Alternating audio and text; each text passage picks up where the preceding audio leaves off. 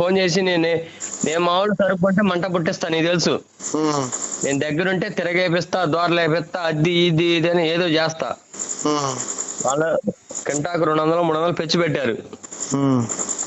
ఆ డబ్బులు తీసుకెళ్లి ఇంకోసారి కొనుక్కోవాలి, నా డబ్బులు క్యాష్ చేయాలి, వాళ్ళకి అప్పు చెప్పాలి.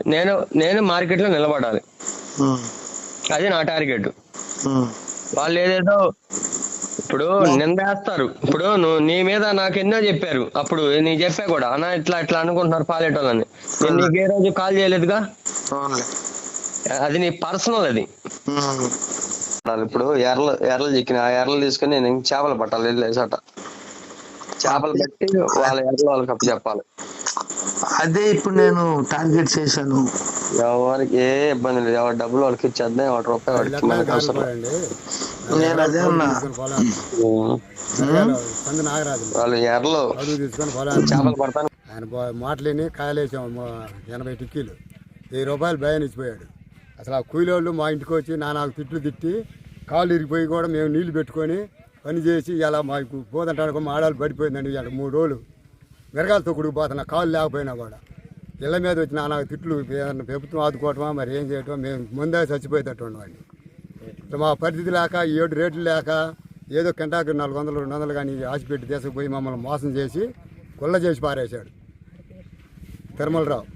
వాళ్ళ ఆడవాళ్ళు పిల్లలు మిల్లుకి ఇంటికి తాళాలు వేసుకొని వెళ్ళిపోయి ఆయన సరదాగా ఏసీలో పడుకున్నాడు. మమ్మల్ని పొలాల మీద ఎండల్లో నా కూలి వాళ్ళ చేత ఇవ్వాల్సిన వాళ్ళు బండి దెంకపోతాం, మీ ఇల్లు అమ్ముతావా, ఏడ తెచ్చి కడతావు, ఆడ తెస్తున్నారు రైతులు కూడా నిద్రబాని ఇట్లా వాళ్ళు. ఈడేం సరదాగా ఏసీలో పడుకున్నాడు, ఆడ పడుకున్నాడు, కమ్మంగా ఫ్యాన్లు వేసుకొని కమ్మంగా తిని పడుకుంటున్నాడు.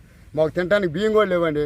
కనీసం 2 టిక్కీలు బియ్యం అయితే మిల్లులో బియ్యం కూడా ఇవాళ కంట్రోల్ బియ్యం తింటున్నాం. ఇవాళ ఇంత చాకరీ చేసి కూడా మేము పిల్లల తల్లు అల్లాడిపోయి రేత్రి బొగులు కూలీల చేత మాటలు పడుతున్నాం. ₹10 కూడా ఇచ్చేవాళ్ళు లేక ఇవాళ అల్లాడి రామచంద్రాన్ని బదాన్ని తిరుగుతున్నాం. పిచ్చెక్కినోడు అలా ఏం చేయాలని అర్థం కాక ముందే చచ్చిపోయే పరిస్థితికి వచ్చింది మాకు. పోలీస్ 80 టిక్కీలండి. ఎస్ఐ గారి కాడి పోలీసు ఇచ్చేస్తే పట్టుకొని పోయి చేద్దామని అంటున్నారండి. కేసు పెట్టి వచ్చాం. ఏదైనా మా వల్ల దయ్యం చిక్క ప్రభుత్వం ఆదుకొని మమ్మల్ని కాపాడితే బతుకుతాం, లేకపోతే 3 దాకా చచ్చిపోతాం. అండి నేను 2.5 వేసానండి మిర్చి. 81 బస్తా ఒక కోత వచ్చిందండి. తొలికోత వచ్చేస్తే నమ్మకం మీద ఏంటంటే 20 రోజుల పైన ఉంది.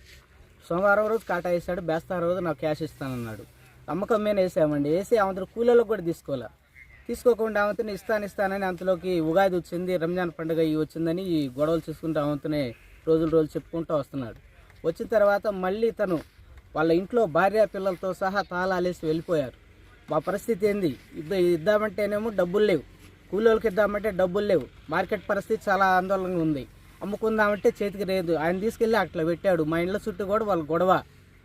రైతులు మేము చేయాల్సింది తెలియట్లేదు, మేము మందులు చదివి చావాలనో ఏం చేయాల్సిందో ప్రభుత్వం ఆదుకొని మమ్మల్ని ఏదైనా ఒక దరి చేర్చాలా.